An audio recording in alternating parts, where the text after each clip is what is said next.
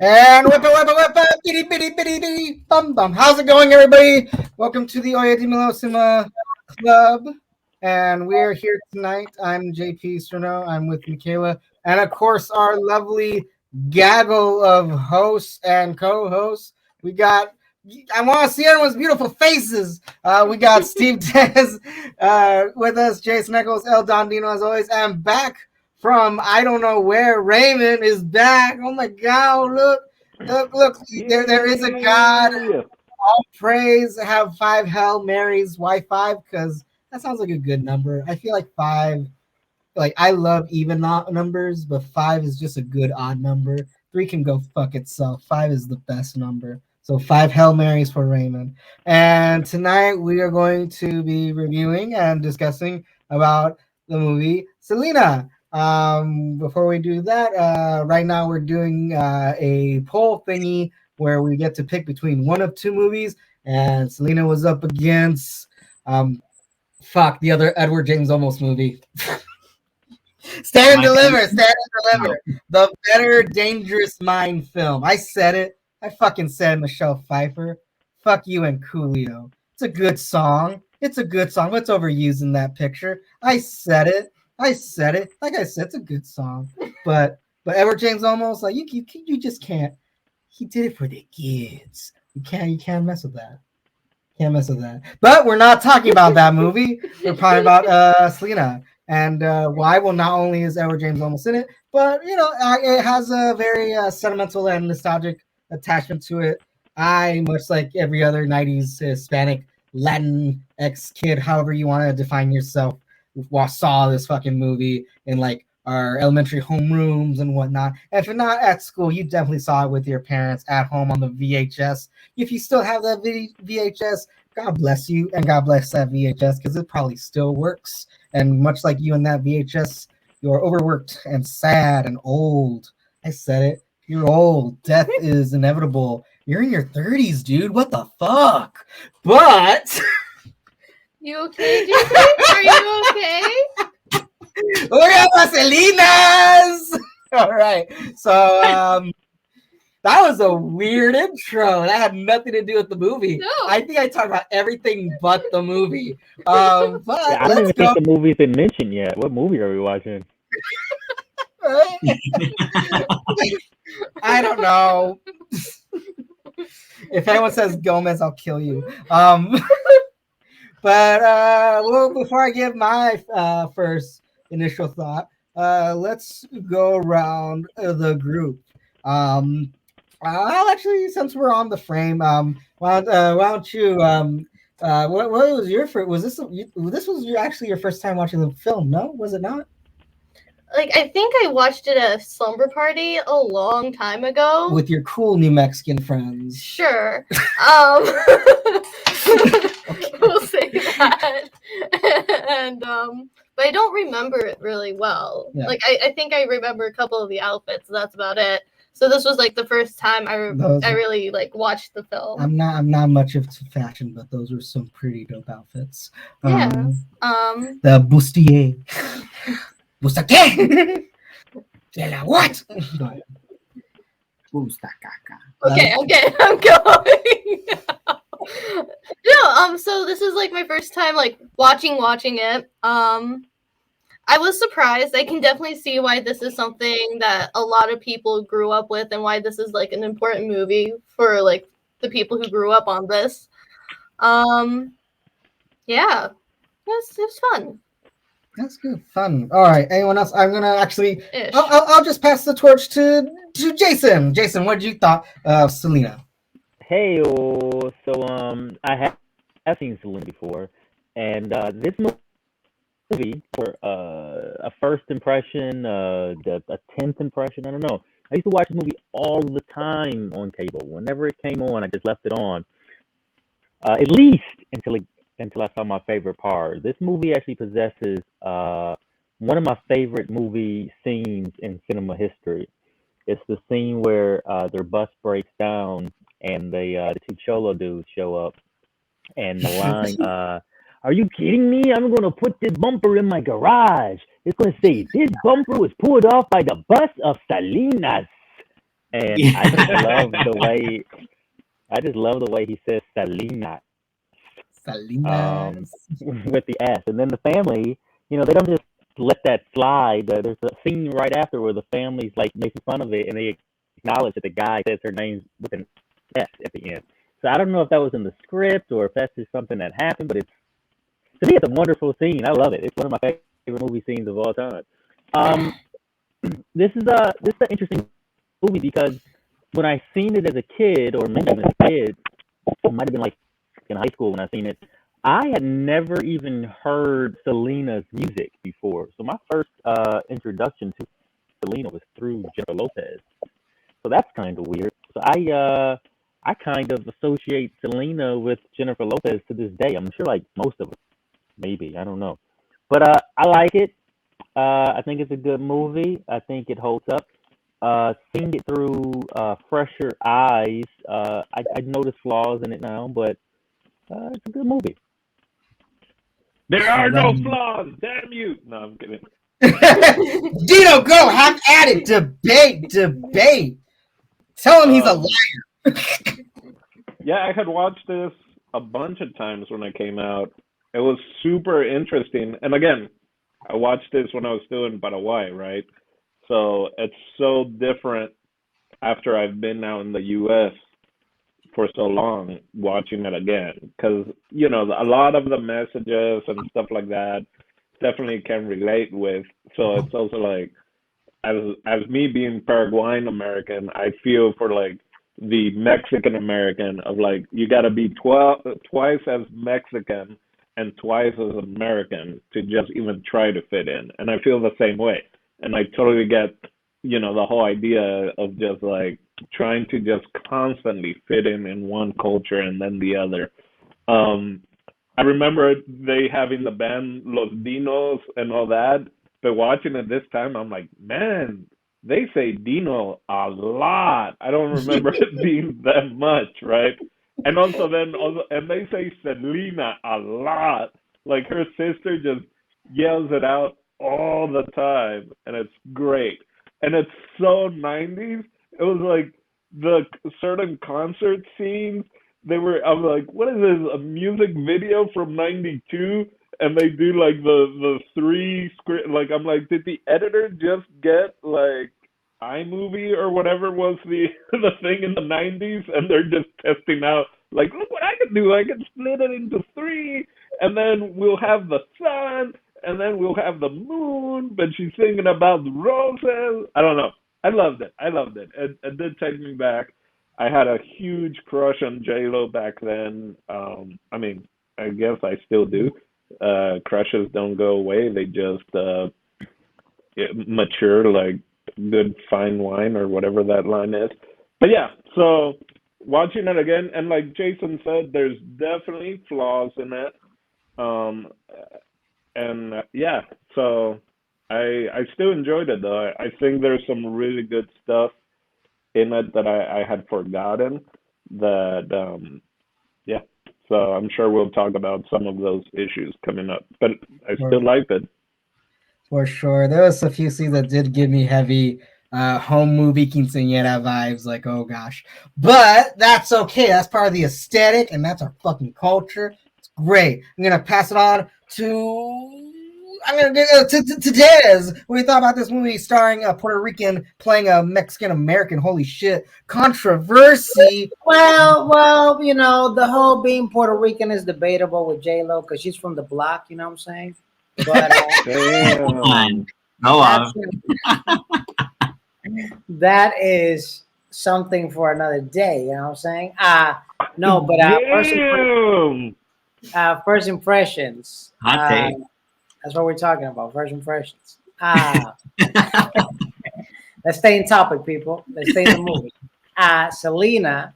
So this movie, this will be, I would say, my second, maybe third time watching the movie.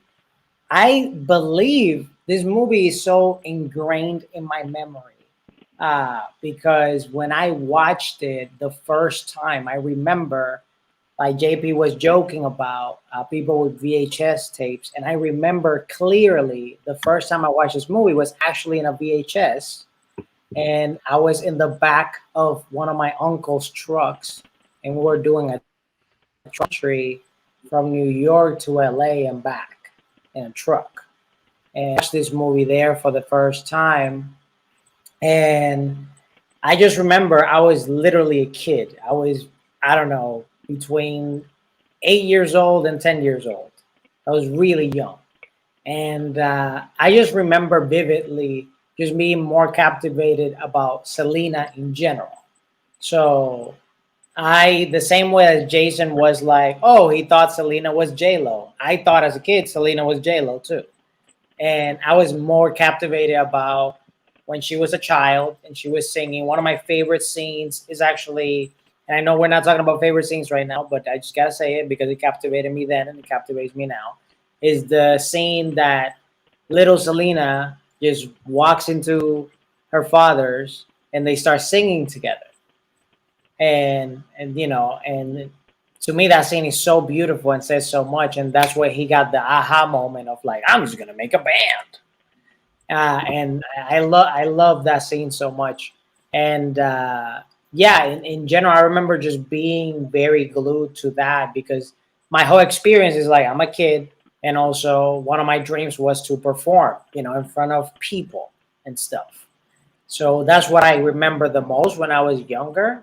But now, as a grown up and actually watching it through fresh eyes with more experience, I went and identified more with, you know, the older characters because I can understand what they were going through, you know, and that was not a perspective I had as a kid. So it was refreshing to watch it with fresh eyes. And just like some people have mentioned, I did see some flaws in general.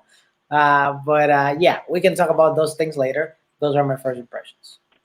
Very, very nice. Very cool. Now we're going to go on to our last first impression. Well, I'll probably get mine real quick afterwards.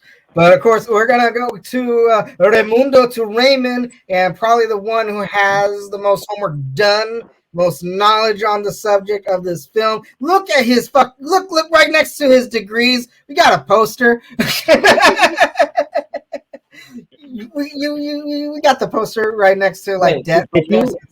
why is Had that that been posted? there, Are you Raymond, super or fan? did you just hang that? No, it's been there. It's been All right, there awesome. because that's the only show I've worked on. So it's lonely. But eventually there'll be more. There'll be like Exactly. the whole wall will be covered with different posters. Nice. Exactly. Oh, my first impressions.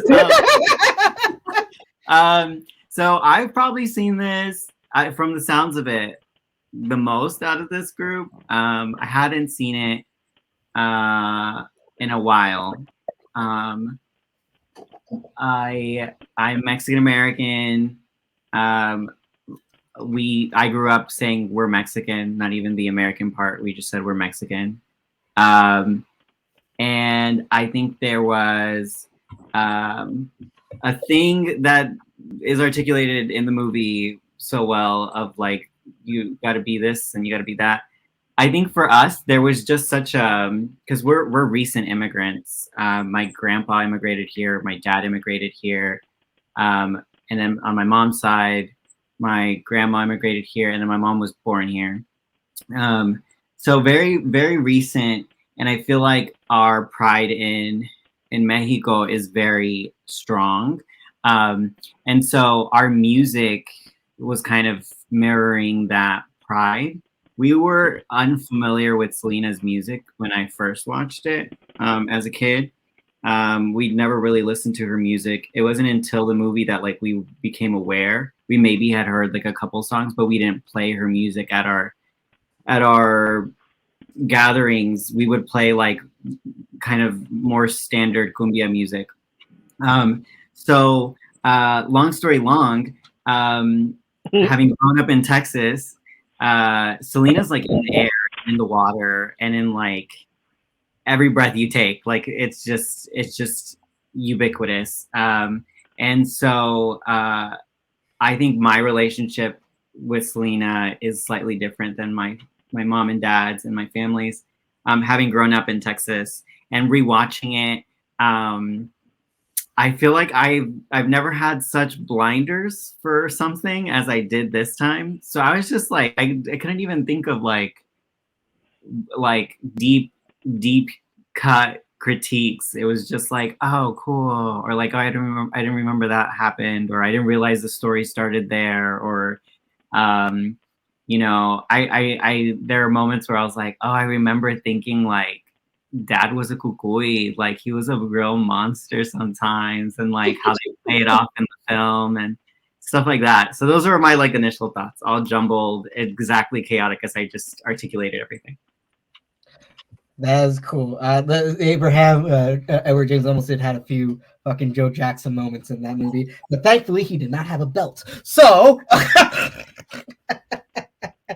In a mood. in a mood. No, yeah, like my first impressions, much like most of you, like I have seen this movie many times in my youth growing up. This was definitely one of the top family movies that we saw back in La Casa de Jose y los Cirunos. Yeah, no, it's so crazy because like yeah, rewatching it now, much like some of you, I did notice a few flaws, a few ooh, that's kind of iffy, but man, it was like I'll admit I had purely a nostalgic bias while watching this picture. And I was interesting that some of you brought up Jennifer Lopez. I know when I'm watching the movie because I've seen other J Lo movies, and well, most of them are silly rom coms, and they're absolute doo doo compared to this work of art. But like when she plays Selena, I always knew like, oh, she is Selena. I never thought of her as J Lo while watching this picture. And by the way, we talked about the series. If you guys are watching this, you guys gotta watch the series for sure. If you like the movie, or if you haven't seen the movie, then watch the series. There's a lot more in actually this in the Netflix series than there is in the movie, which I wish the movie kind of talked about, which we're going to talk about now. After that, my first impressions, it's a good film. I think it's a plus on a good Sunday. Right now we're going to go into the actual discussion. We're going to talk about the story. We're going to talk about the cast and characters and the people based upon them, and of course the movie. Not the movie, the music. My bad. We're gonna talk the discussion of the movie. We're already talking about it.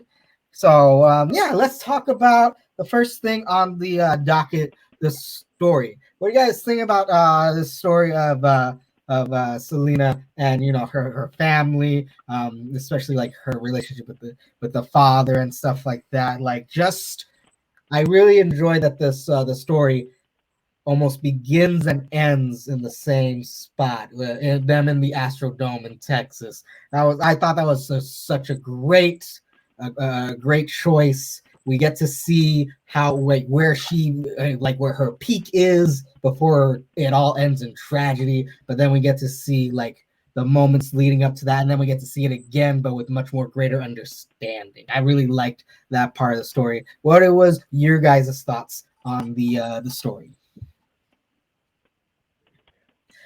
It's anybody's floor. That's okay. I would say I'm down. I would say that I'd say that I like the story.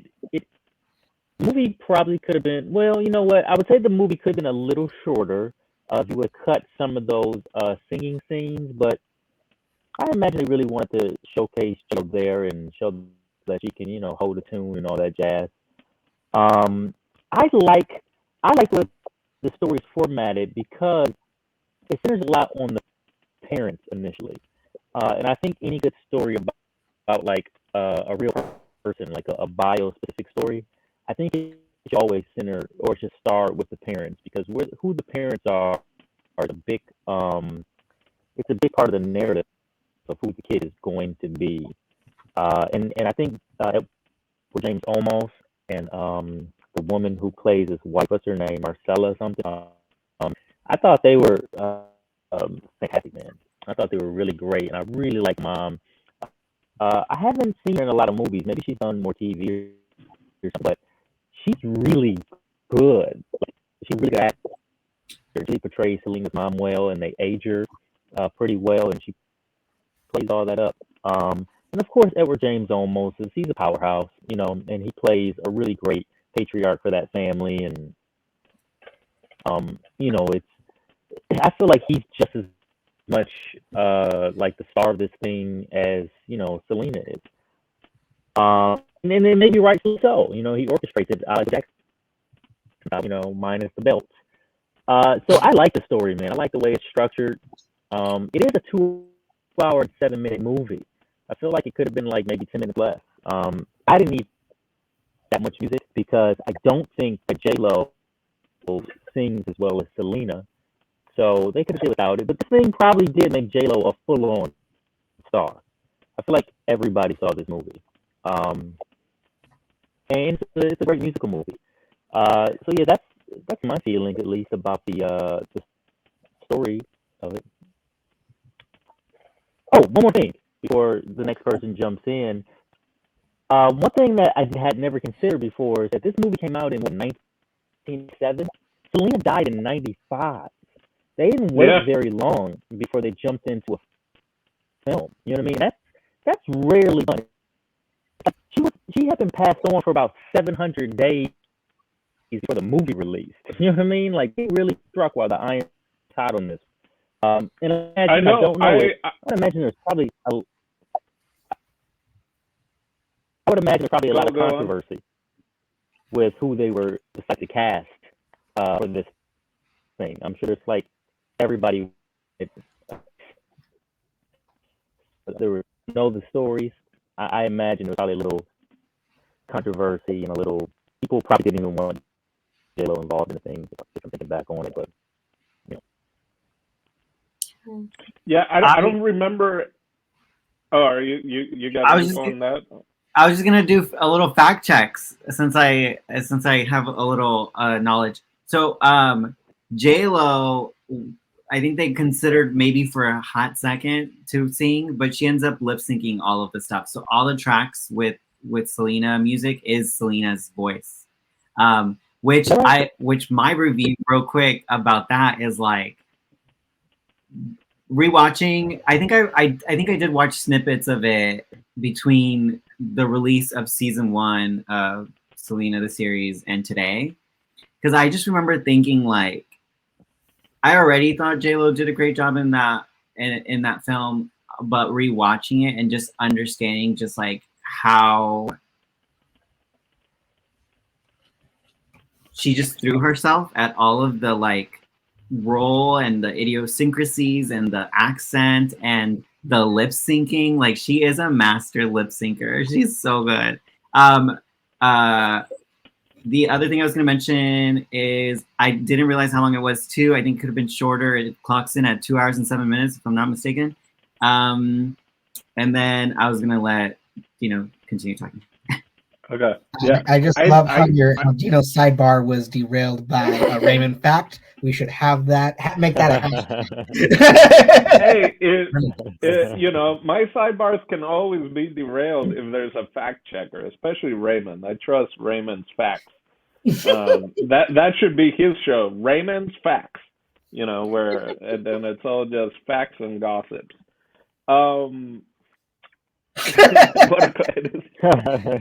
So, hey, I don't remember hearing that she had been lip syncing, but I do feel that she embodied Selena. I remember that being the big thing when it came out, right? Like, oh my God, J-Lo, not like it's J-Lo, but like she has kind of like that transformation and just like they now share one common, moment in time, I feel like. And yeah, this time around, I noticed, I was like, I saw 97 and then I was like, she died in 95. But as a kid back then, I didn't add that up, especially in Paraguay. I think I remember seeing it in the news and all that when it happened in 95, but not to the extent.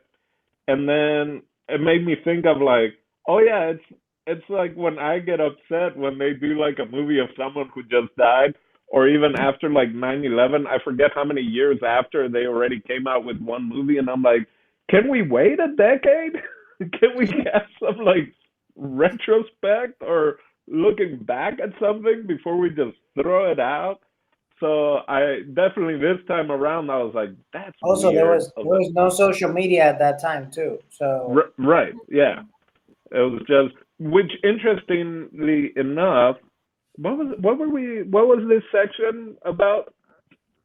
Oh, the story. That he Oh, the story. Okay. about the story, everything that you liked about the story. Okay. I mean, a couple. Okay. Oh man, where did? So I mean, the story is super sad. I do. So 2 hours and 7 minutes might seem long with the singing and all that, and I can agree that it can be a little shorter.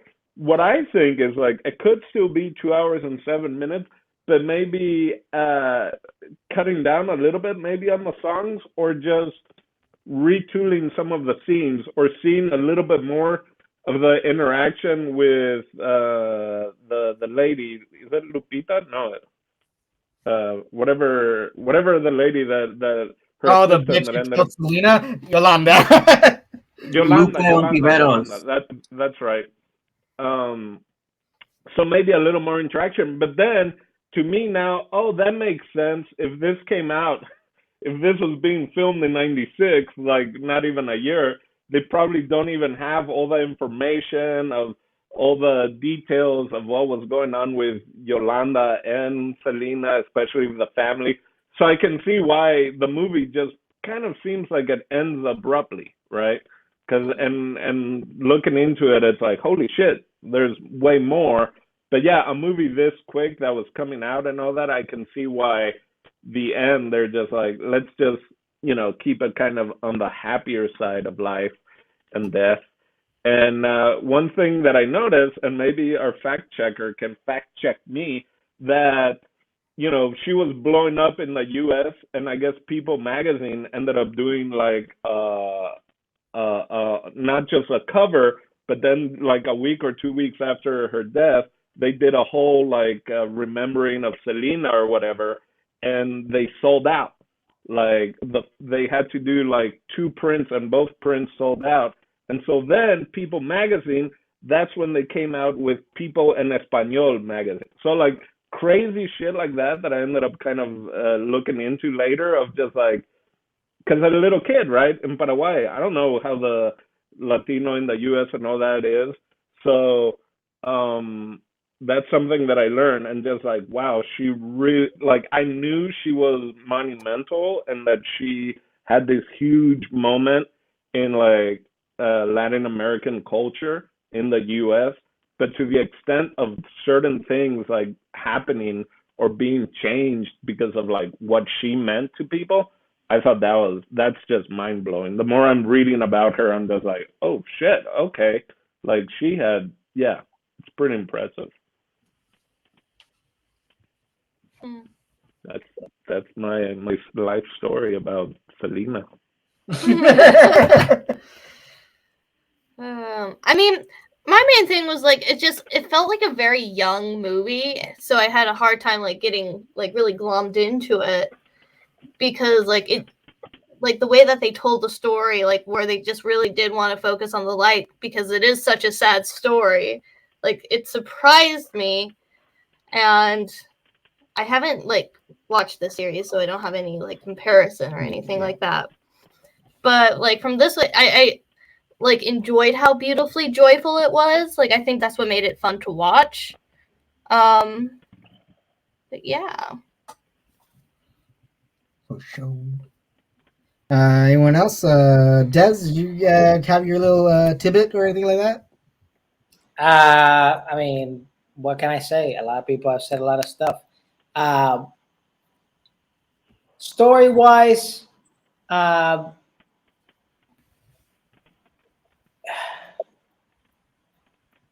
here comes like my criticism. Oh no, So- it's Des the hater. The beginning I loved because it presented themes fairly quick for you to understand everything. At first, I was gonna complain, and this time watching, like, oh, why is she singing those songs in the beginning, like those clear American songs? But then I remember, yo, this is to also showcase this to an American audience and bring people in, so then they can listen to the actual real music. And so I like that. In the middle of it, that's when I was kind of like falling off because, in my opinion, Everything that had to do with performance, showcasing like a modeling thing or whatever. Maybe she was more into it, or I don't know. But everything that had to do that, even the little dances and stuff, like J-Lo did it flawless in my opinion. When it came to like the acting moments, Oh no. it wasn't as strong for me. And it didn't look like Selena to me. It looked like J-Lo, like struggling. So But those were is the that it parts. looked like J-Lo now? But as a kid, when you first watched it, you probably didn't like J-Lo wasn't like known. I mean, she wasn't known yet, really. She Yeah. was Fly Girl in Living Color, and she had maybe done a handful of roles. I feel like.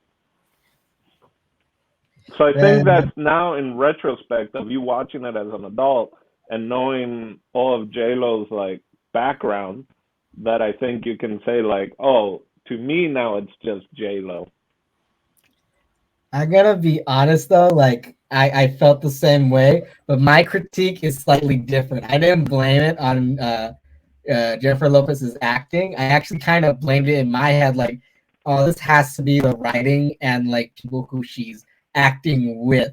Because there's a lot of scenes where I was like, man, like I'm not gonna lie, I think the only person who I thought like if I'm gonna critique a performer that gave the weak performance was the guy who played Chris.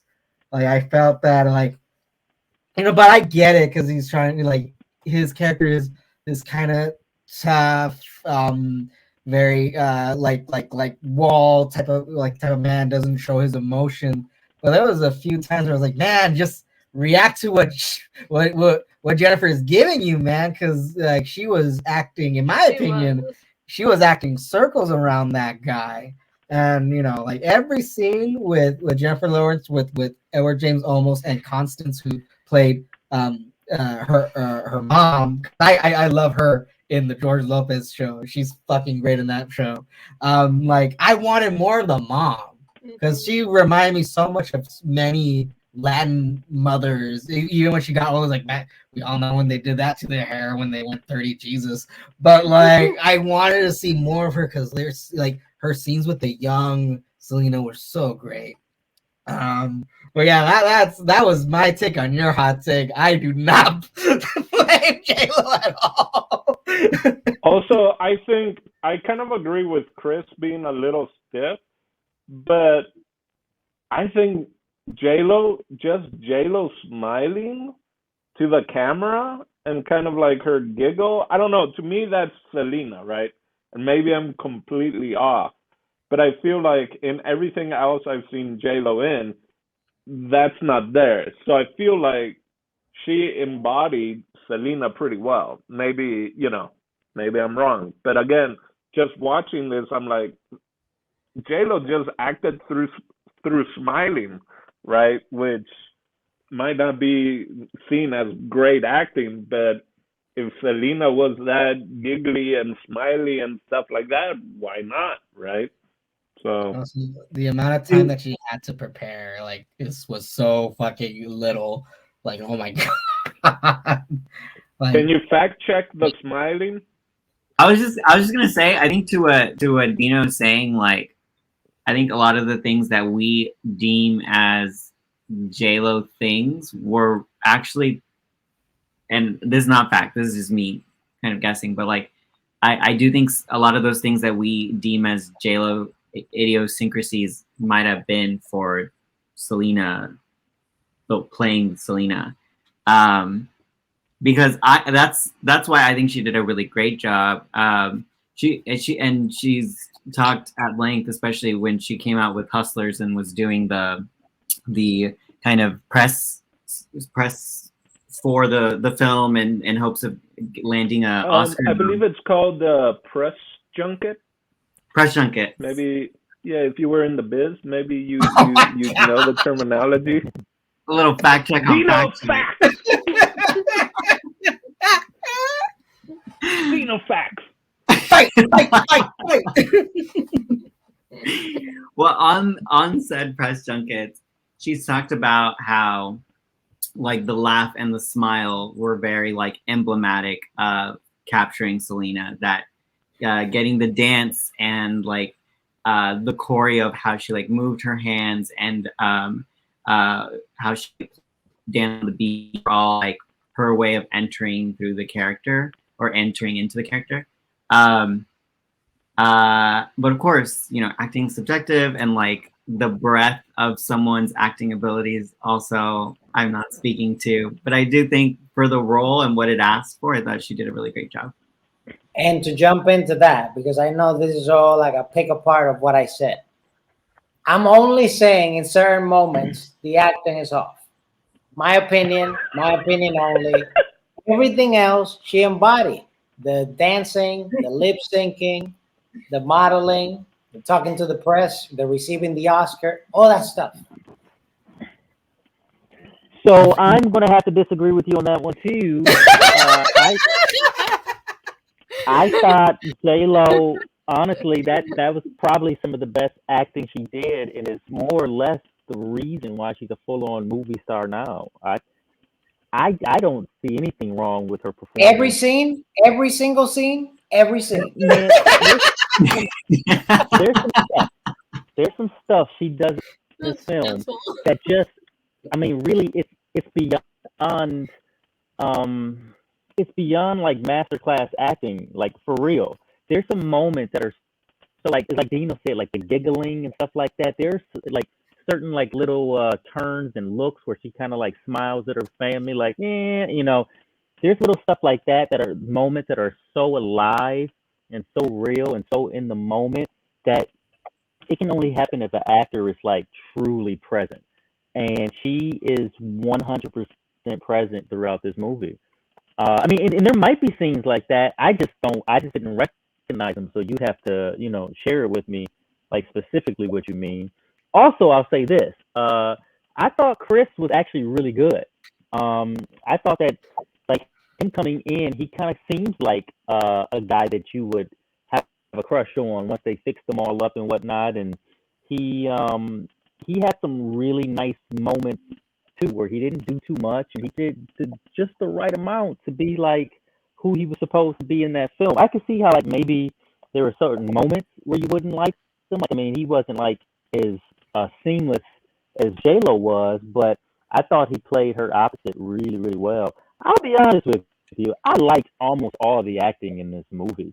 If there was anything that was flawed, there was a little bit of the direction and a little bit of like the way they decide to showcase some of the stuff, like those singing numbers with like the like Dino said, with the different like mountains and stuff in the background. I'm like, I don't know what that is. I don't know what the point of that was, but it's there.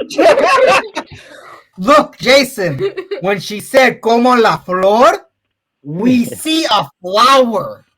We Yeah, never I saw a guess. flower. Sure. Moon. We saw people cheering in silhouette that looked like flowers, and I was like, "Ooh, are those shadow poppies?" But we never saw no freaking flowers. I'm just I gonna guess put it out there. if anything, they were trying to say that Selena is universal. Like that's the only message I can maybe glean from those moments. But you know, it is what it is, man. But actually, I'd like to hear what he thinks the flawed acting moments were. Steve is afraid. Okay, look. I think we all agree that the Cholula pizza scene was kind of cringe. Hey, Jason, we'll talk about that off camera, okay? Wait, I wanted to Wait. bring this up. I had a point that I wanted to. First off, who has a hot sauce holster belt? Who has one? Where do you Look, get them? I don't, but I know people who do. I'm sure holster for my hot Beyonce would like to sauce. have a hot sauce holster. I mean, Hey, I used to date a Mexican woman back in the day in LA that carried hot sauce in her purse. Listen, a lot of black women do that. Beyonce does it. Hillary Clinton apparently does it. I want a hot sauce holster. I'm about to go on Amazon and see if I can find one. Oh my gosh! All right. Okay, so But that was cringe because I didn't think it was a real thing, honestly. And it's like, who just happens to have one? But JP is co-signing it, so I guess it's a real thing. So I It's don't got hate to that be a thing anymore. super Tex-Mex thing, you know, because yeah, I've had a lot of friends that either, and usually women, have it hot sauce in their bag You or guys, tajin I or whatever typed that in is, you know. I or typed like in hot instead of sauce on Amazon, and the first thing that came up was hot sauce holster, and there's a lot of oh them. my gosh. There's a bunch. We sh- So there you go. they should It's a have real. what's the bottle opening Spurs since they're Texan. I mean, That's those exist amazing. too. They do. So Selena, guys, Yeah. All right. Do you want to talk about the acting cringe or like, or we can move on to the next part? I mean, we kind of already did. This invaded, of course, in our discussion about the story.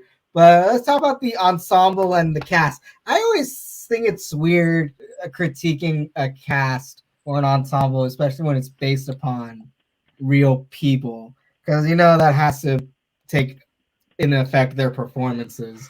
I'm actually gonna start my thought on the cast with again. We're gonna bring up fucking Raymond's show again because yeah, I love the ensemble and I love the parts of the stories that because you get to see Selena's relationship with her mom, her father, her future husband, and even with like fans and whatnot. But like the one thing that the series does a good job that this movie I thought was lacking was the siblings, and we had a good moment with the siblings when they were younger. Dez's favorite part of the movie, and like we don't get to see much of Suzette or AB like at all in this movie, but the show, you guys gotta watch the show.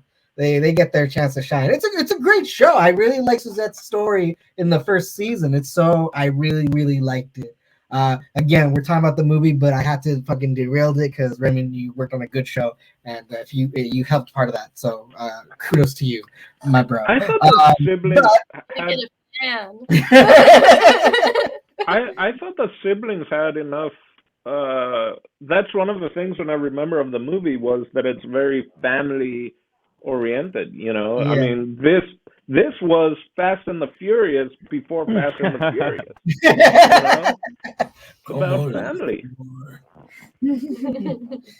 But yeah, but that's literally my I guess because I do know that Suzette had like a lot of good scenes and a good one liners. She's like everyone's big sister. She's so great. But like I don't know, I just really wanted more of that. You know, we only get to see AB fucking up the bus once. I'm like, nah, I need to see more of this guy just messing up everything else, but with a good heart. But of course, like I guess other than that, of course, my favorite has to be Edward James Olmos. He's basically the second who writes this fucking movie. Like he's just so he's Edward James Olmos. I don't know how to explain him. He's just like if you've seen his stuff, he's the guy. Like he just plays really like serious so well, and like he plays such a genuinely great father. Like I see a bit of my dad and him, and it was like oh man, he's so cool. But then when he gets mad. The way that he said, like, there will be no more Selena sin los dinos. Like, Gary, he's gonna derail that bus. They're gonna go to California and he's gonna make a hard turn on the Golden Gate. But other than that, what did you guys think of the cast, performance-wise? And yeah, I really love I really the like cast. the cast. Oh, samesies. Like we said the same thing at the same time. that's never gonna happen ever again. Nope, I that's a thought that was one-time thing. exactly Yeah, I enjoyed it. I thought it was cast really well. Was Edward James almost chewing scenery, or was he just chewing gum? You guys, uh, was that a character choice, or is that based on real events? Fact checker, did real Poppy chew gum, or was that just That seems in the hard school of knocks of acting, like maybe a choice made by Edward, but I'm not sure. I'm not sure. Since we're speaking about, or since we're talking about Edward, I feel like he had a pretty tough job in trying to be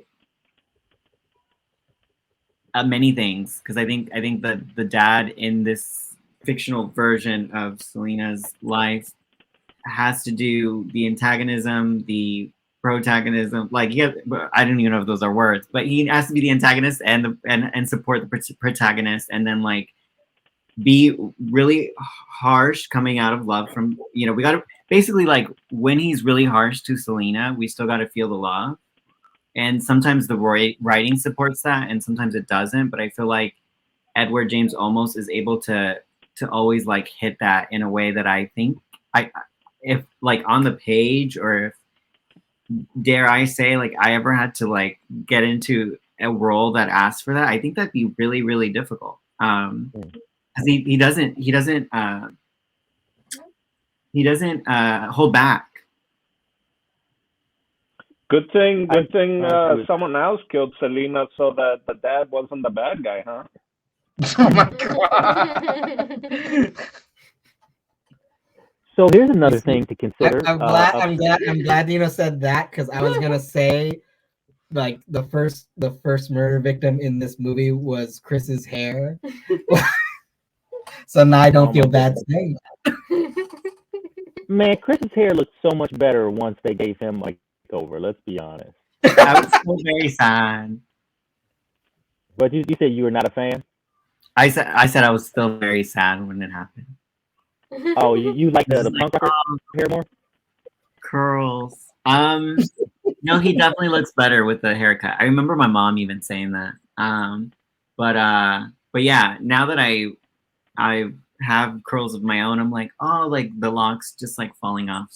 Tragedy. You know what's kind of funny? I looked up the real Chris Perez, and he kind of looked a little bit like you, Raymond. Are you maybe a cousin or something?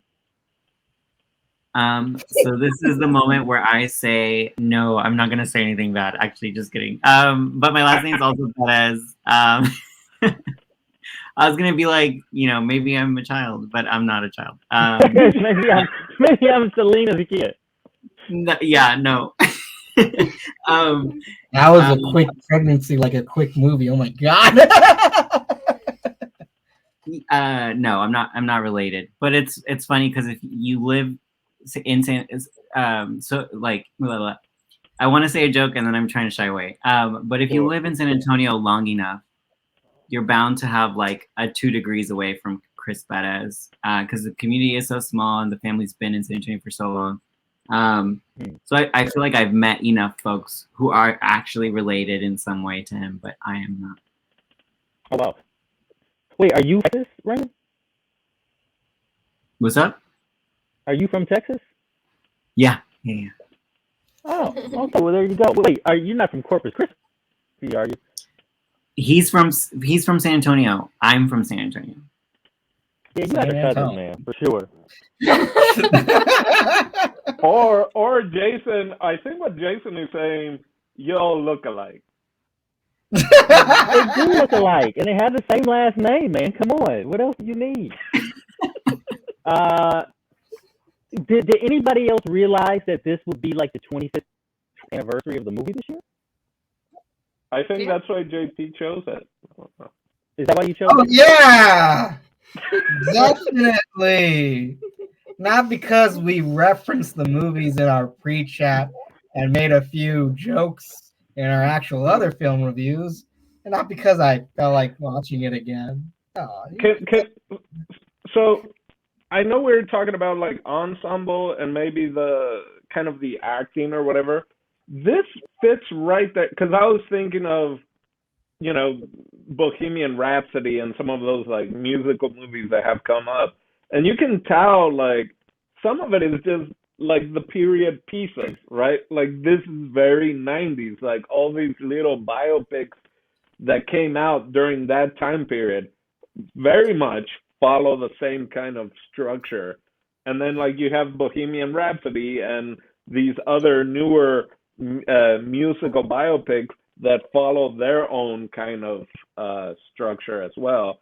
So when looking at the way the ensemble is being used, or just the different story devices that are being used, I can see it as like I think JP even started with it being like, oh, it's nostalgia watching this again. Like it's super. It is one of those movies that I'm just like, I vividly remember watching this with my dad, watching it a few times even, So it is something that I don't know if you guys also kind of noticed that like Selena like is a very specific time period, and then this movie itself and J Lo in this stage is a very specific time period that all the way now, I guess 25 years later, it's like so much has changed, right? So much is different from how the biopics are being made,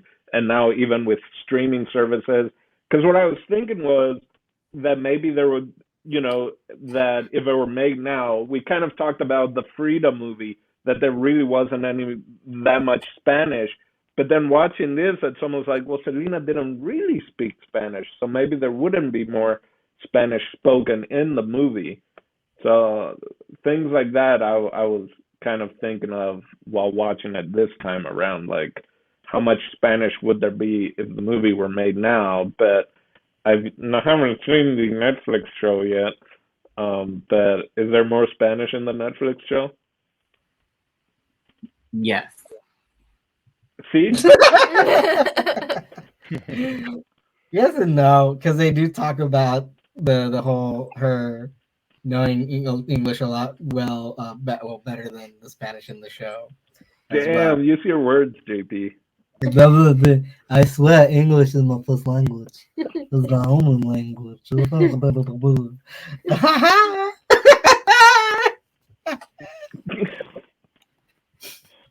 Wow.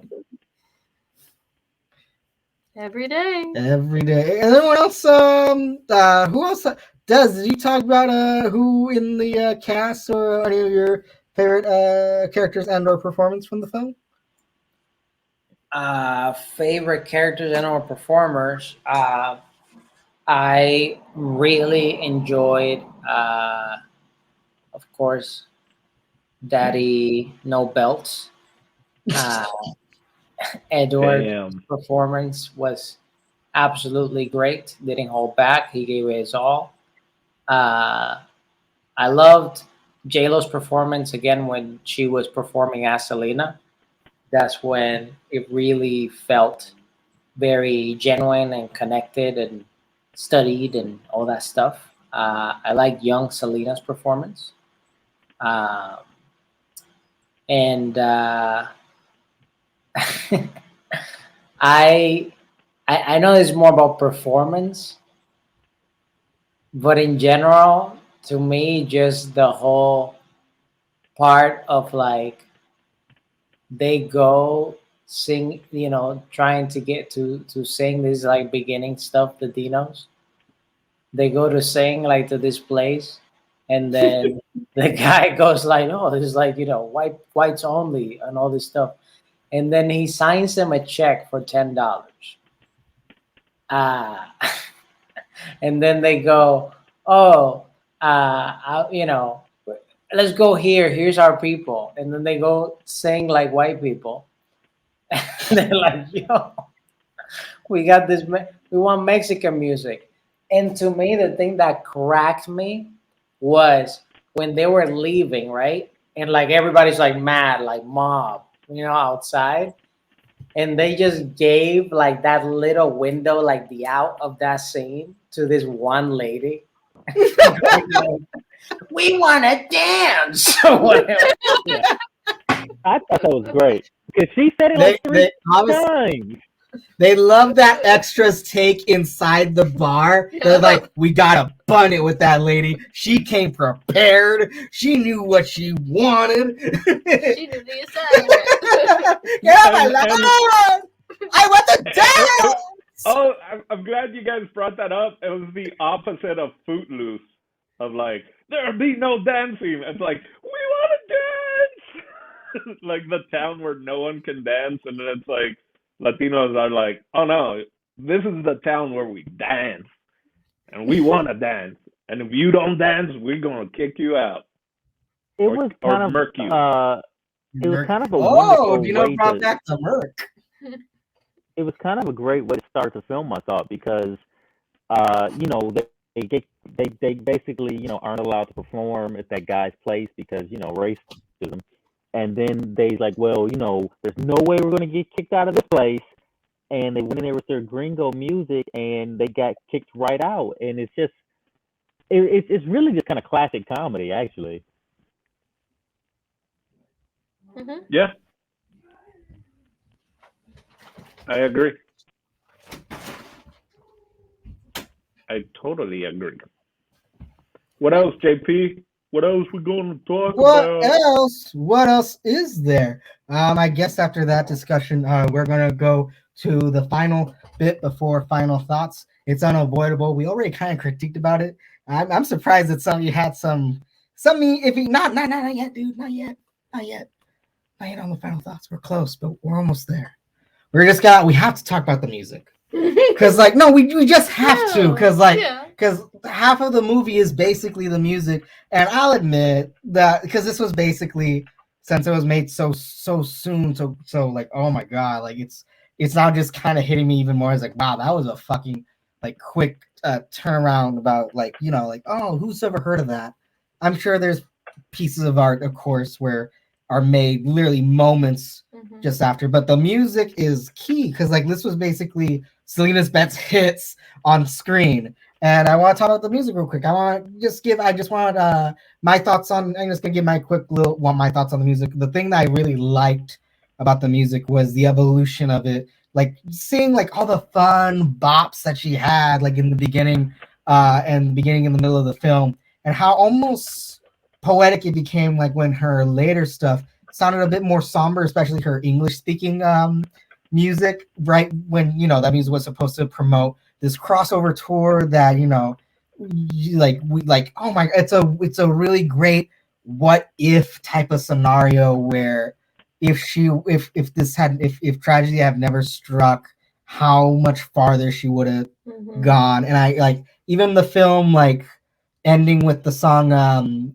if I could love you, like a part of me was like oh that's the audience, like we never got a chance like to love her because she was gone too soon. It's cheesy, it's a cheesy take and whatnot, but oh my god, like I didn't do it when we watched it, but like I was close to tearing up. I was really close, and like because that always hits me every time I watch the movie is like just that ending where it's like it's so abrupt and so sudden, and it ends with this song, and you can't help but think like oh my god, like like I don't want to say premonition or whatnot, but it's like it's almost like giving your final bows, and you think and you want an encore, you want bravo encore, and then like they don't come back, to do the final bow, and you're like what where is she?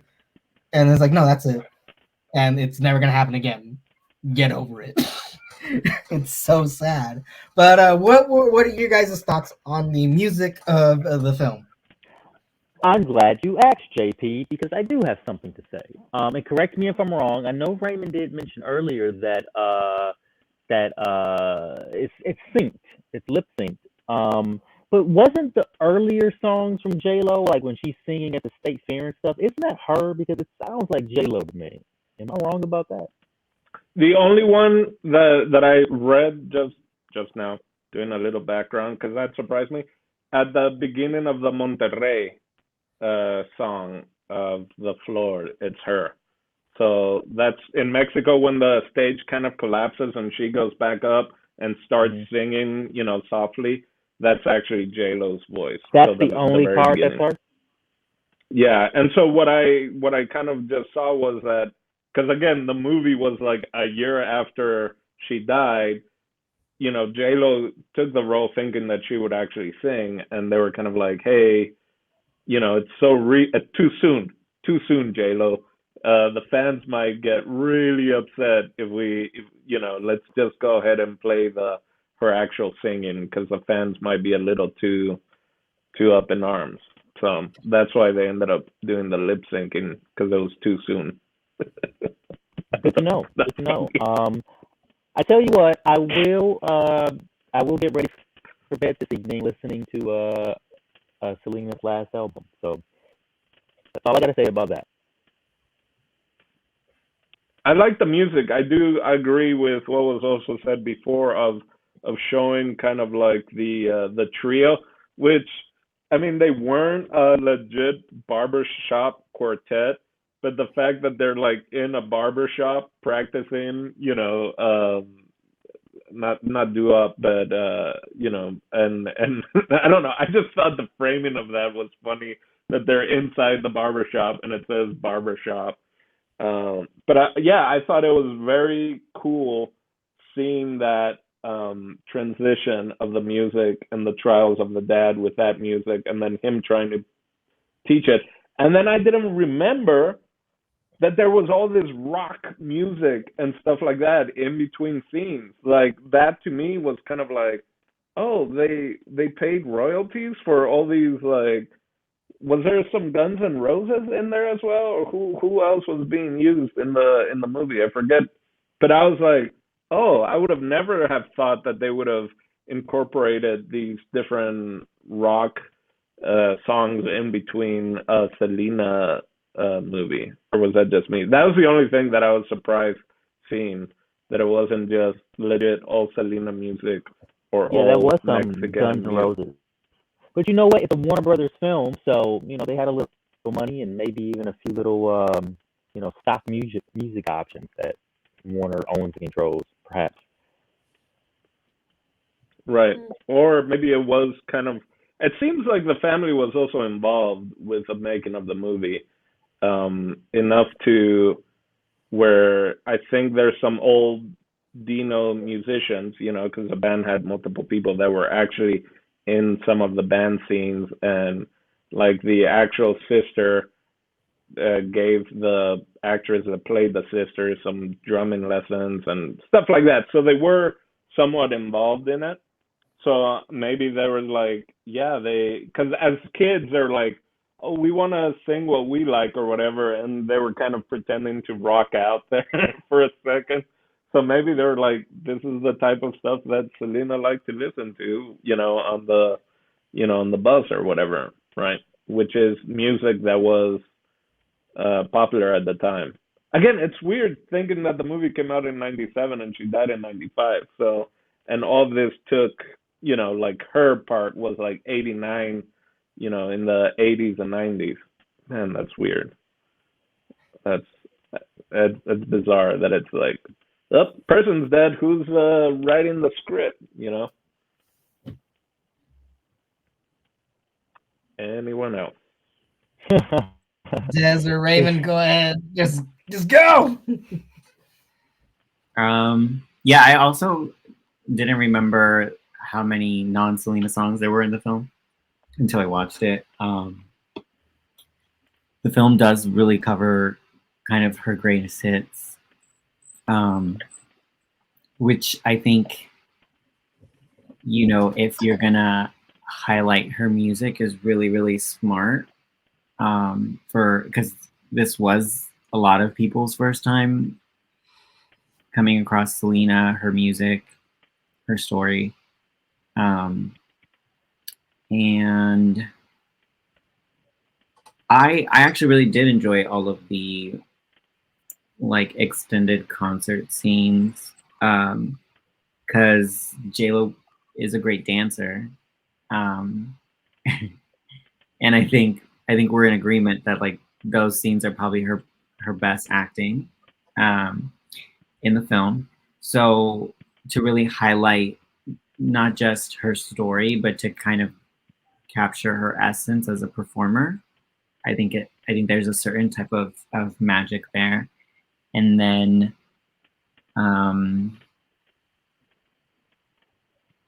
yeah, that's all I gotta say. Yeah, right on. Well, don't cut to me. We're still waiting on Des.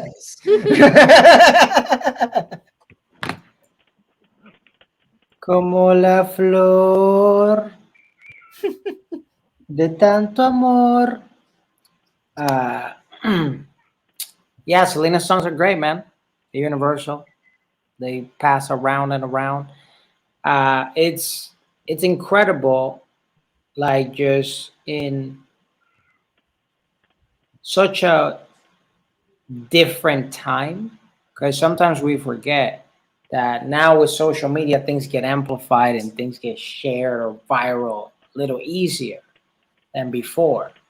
And before, when the dominating thing was traditional media and we didn't have so much access in the airwaves like today, it was really difficult, man, to pursue such a career. And it's really incredible, like how much and how universal Selena became in such a short period of time. Um, but that took a lot of hard work and dedication. And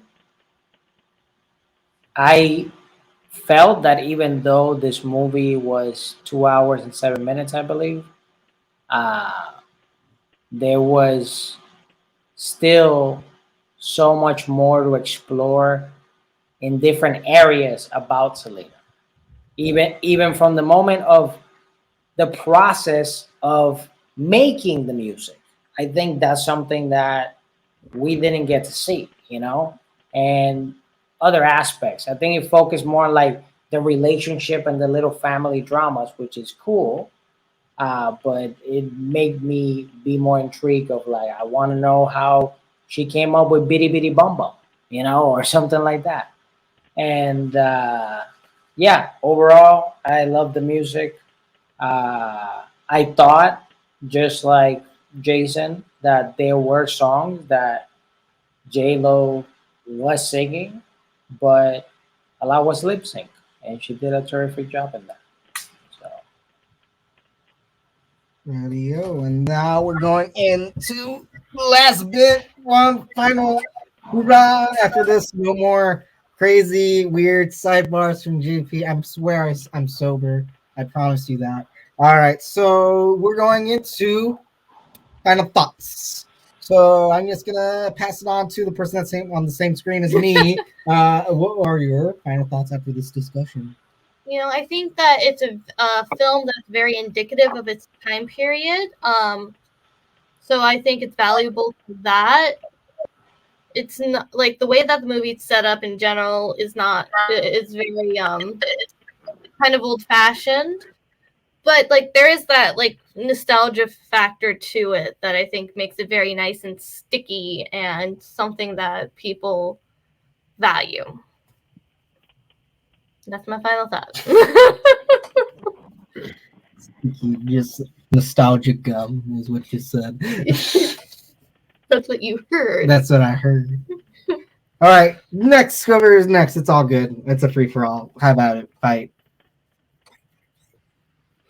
Well, fine. I'll jump straight into my final thoughts. I knew eventually someone was going to pick this film, so it wasn't going to be me. But I'm glad you did because it was a nice refresher course on a film that I have always found endearing in my household, and I love it. I think it's honestly, I mean, it's not a masterpiece, but it is a classic film. If that makes sense.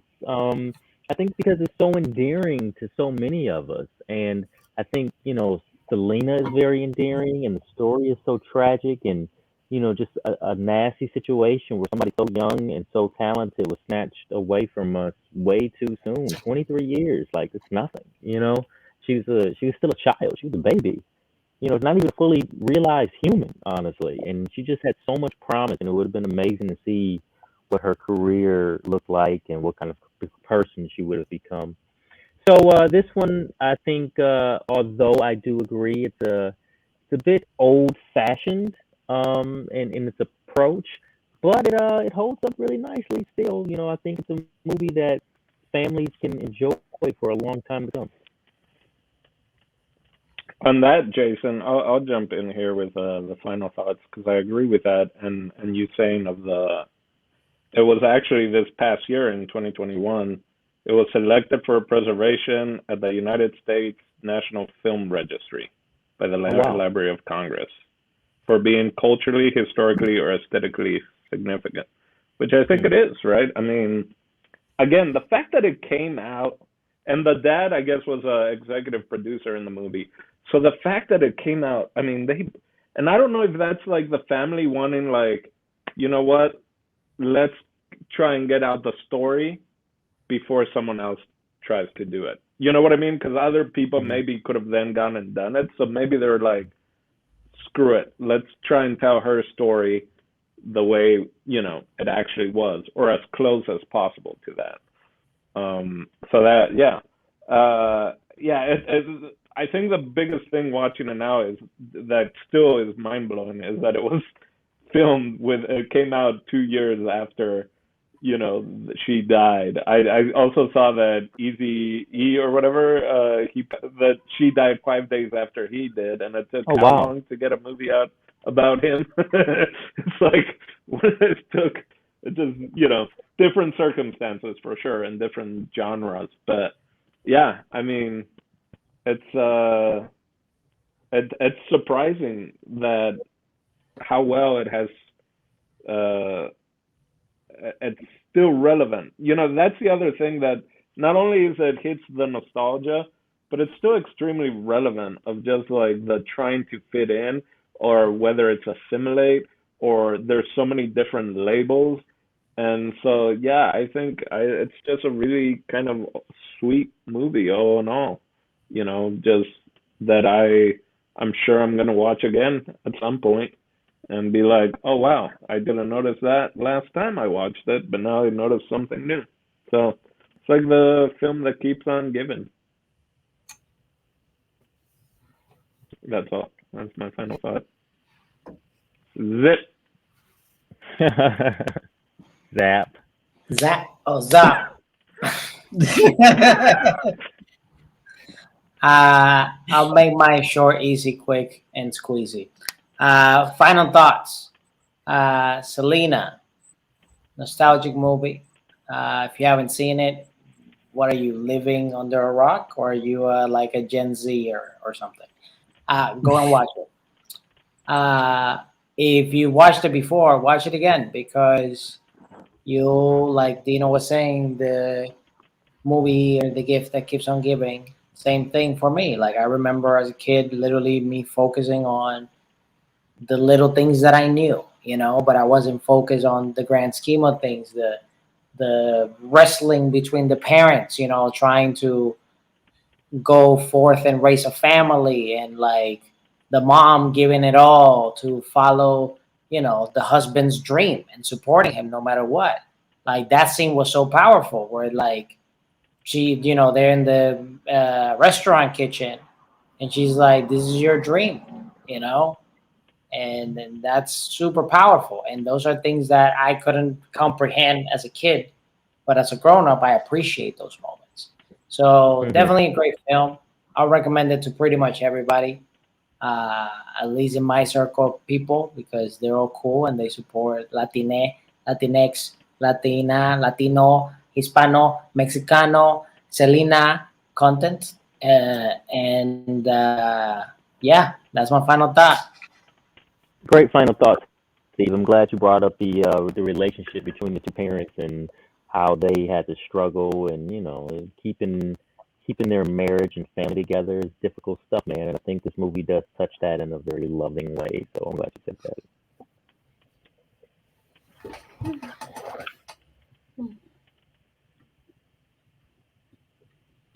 And then there was Raymond.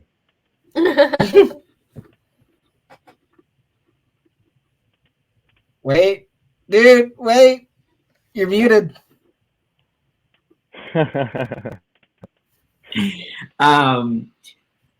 I watch this film and then I get really emotional, and then I sometimes can't articulate why, because it is the nostalgia, it's the story, it's the family dynamic. There's just so many elements to the film that feel familiar and fulfilling in so many ways. And yeah, and at the end, I mean, at the end of the day, like the film is about Selena, who I think was uber talented and super awesome. And I think what the film set out to do, it did. You know, we're still saying her name, listening to her music, and celebrating her. It's crazy to think that it happened so quickly after her death. But given that, I think what they came out with was pretty darn awesome. You know, we talked about it, and obviously, it's, you know, there are some elements of the film that are very 90s, but like that scene where there's a few things that the director chooses to do where he's highlighting these potentially dangerous moments while she's performing or you know, focusing in on her music that I think are pretty special, even if they do look a little outdated or kooky or edited, you know, in a way we think is silly. And that one scene where the fans are kind of going at the stage, like the way that that's edited, if we just look at how the cuts are done and what they choose to show and not show, like I do think it's there are some really great moments of also just like directing and other, like I really do think Edward did a really great job in the role of the father, and yeah, so I think it's just a really special film. For sure. And then, of course, my last and final thought. It's stuff. There's some stuff, of course, that doesn't really hold up that well. There's a few weird choices, even like I think editing wise that we talked about and kind of made jabs and jibs at. But no, absolutely, like it's such a strangely lighthearted and heartfelt film, and then like just like it kind of does reflect on her phenomenon and whatnot, where like things just seem to be going so great and so well. She found success, she found love, and then for all of it to be just taken away so abruptly is like just it's so cruel and unfair. But like it's such a great this film is such a great tribute to her as an artist, and like even now we still hear the songs many parties, gatherings, and they live up so well. And like I said before, the her final song just so tragic. And yeah, definitely would recommend it.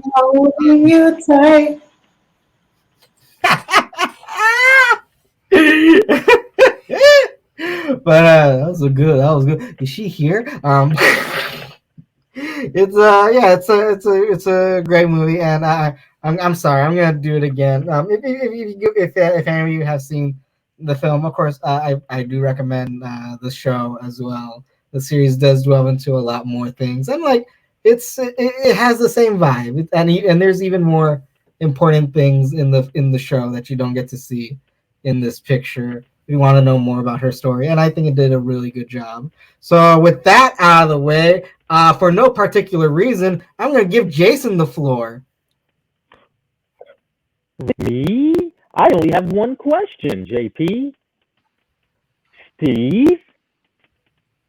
What you got for us next week?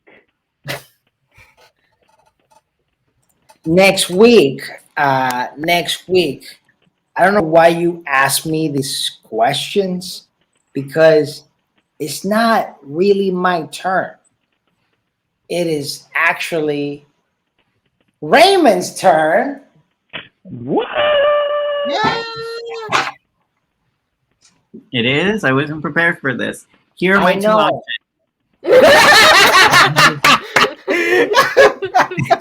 Option one. I love that landed better than I thought it would. Option one is A Fantastic Woman by Pablo Larraín. No, that's wrong. I'm pretty sure that's wrong. Hold on. Fantastic. I think he produced it. by, Sebastián Lelio, but produced by Pablo Larraín. And then option 2 is The Descent, which is directed by, I don't actually know. Hold on. Neil Marshall. Neil Marshall, yeah. Both are great.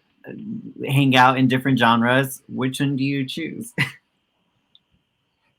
For number one, Those are all Fantastic interesting. Woman. For 2, The Descent. All right. And remember, we're either gonna do this or this, okay? So when Cuatro, tres. you got, wait, everybody got their pick? Everybody got their pick? Yeah. Okay. Ooh, this is tough, man. I You don't. can do the countdown, Wait. Raymond. Can I just wait before you do? Can I just ask one question to Raymond? Oh, yeah. I'm pretty sure The Descent is a horror film. Is a Fantastic Woman? What is that?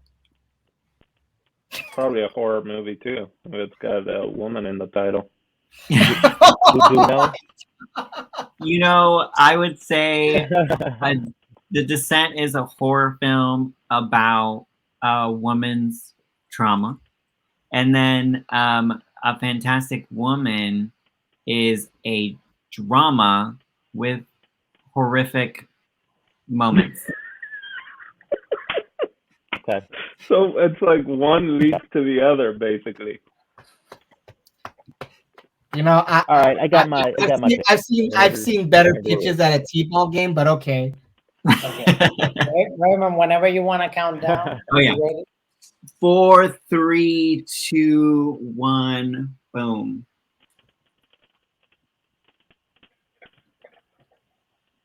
All right. Fantastic Woman it The is. ones have it.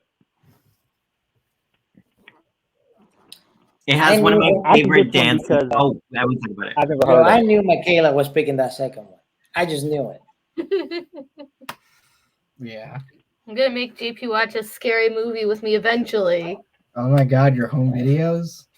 Well, from Jason Echoes, Damn. Raymond, El Sancho, El Dandino, Michaela and JP, and me, Steve Stevie. We'll catch you next week. Bye-bye. Bye. Hey, I'm JP Cerno. Thank you for watching Oya Dimelo Network. Here's additional videos right here for you to click on, and don't forget to subscribe. Isaac has a puppy, and we need to take care of it.